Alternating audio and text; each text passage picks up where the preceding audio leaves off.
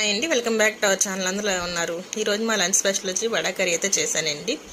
ఇది చాలా సింపుల్గా క్విక్గా కూడా అయిపోతుందండి. ఏమీ లేదు, కొన్ని ఉల్లిపాయ ముక్కలు వడలో ఉంటే చాలండి, కర్రీ రెడీ అయిపోతుంది.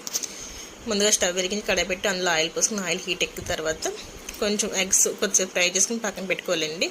కొన్ని ఎండ్రాయిలు వేసుకోవచ్చు, ఇష్టం లేని వాళ్ళు స్కిప్ చేసేవచ్చండి. కాకపోతే ఎండ్రాయిలు వేసుకుంటే టేస్ట్ బాగుంటుంది. నాకైతే ఇష్టం కాబట్టి నేను వేసుకున్నానండి. అవి ఎండ్రాయిలు కూడా ఫ్రై అయిన తర్వాత కొన్ని ఉల్లిపాయ ముక్కలు వేసుకుని బాగా ఫ్రై చేసుకోవాలండి. ఉల్లిపాయలు ఎంత బాగా ఫ్రై అయితే అంత టేస్ట్ అండి కర్రీకి. తర్వాత కొన్ని పచ్చిమిరపకాయ ముక్కలు, కొద్దిగా కారం వేసుకుని కొద్దిసేపు ఫ్రై అయిన తర్వాత గ్రేవీకి సరిపడగా వాటర్ వేసుకుని మనం నానబెట్టుకున్న పులుపు కూడా వేసుకుని బాగా దగ్గరికి రానివ్వాలండి. తర్వాత ఈ వడలో 2 ముక్కల కింద చేసుకుని వేసుకోవాలి.